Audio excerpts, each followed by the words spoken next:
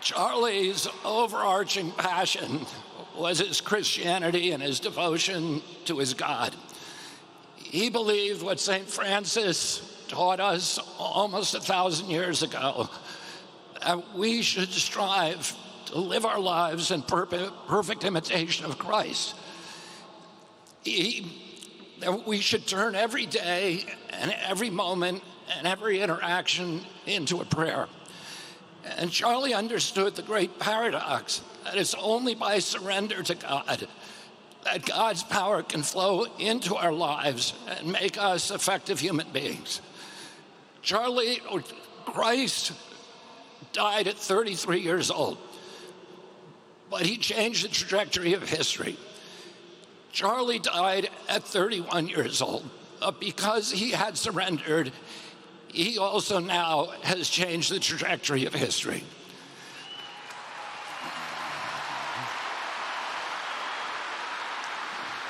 Charlie's other passion was free speech. He understood that the free flow of information was the soil, the water, the sunlight for democracy. He understood democracy's great advantage was that our policies were formed by ideas that had triumphed in a marketplace of debate and conversation. He thought that conversation was the only way to heal our country.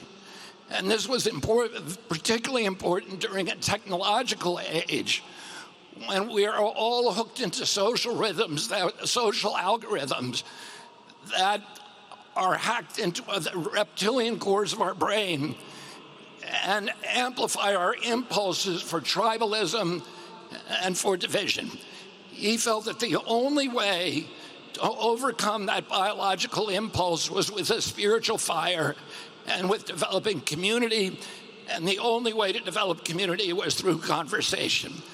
And so he always gave the biggest microphone to the people who were most passionately aligned against him, because he believed that we need to talk to each other and that we needed to be able to say what we mean without saying it mean. A few years ago, my brother David died, and I asked my mother, does the hole that they leave in you when they die, does it ever get any smaller? And she said to me, it never gets any smaller. But our job is to grow ourselves bigger around the hole. And we do that by taking the best qualities, the best, most admirable character traits of the person that died, and integrate them with restraint, with discipline, with practice into our own character. And in doing that, we make ourselves larger, and the whole gets proportionally smaller. But we also give a kind of immortality to the person who left us, because their work continues through us. A couple of days ago, my niece, or my granddaughter, left for college in Europe. Her mother noticed that she packed a Bible. When her mother asked her why she made that choice, she said, I want to live more like Charlie. And it's...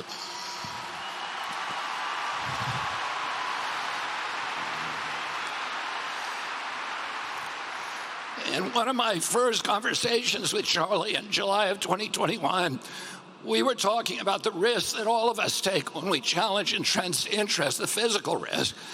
And he asked me if I was scared of dying.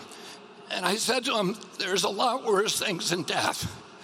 And one of those things is if we lost our constitutional rights in this country and that our children were raised as slaves. And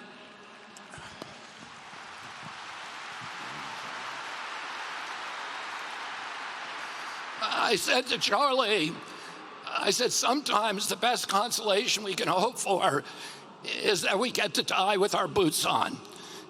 Well, Charlie died with his boots on, and he died to make sure that we didn't have to undergo those fates that are worse than death. Oh, let's remember Charlie.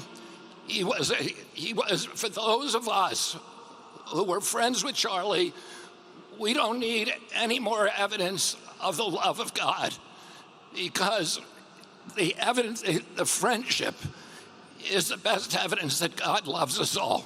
Thank you, and God bless you. Hey, Sean Hannity here. Hey, click here to subscribe to Fox News YouTube page and catch our hottest interviews and most compelling analysis. You will not get it anywhere else.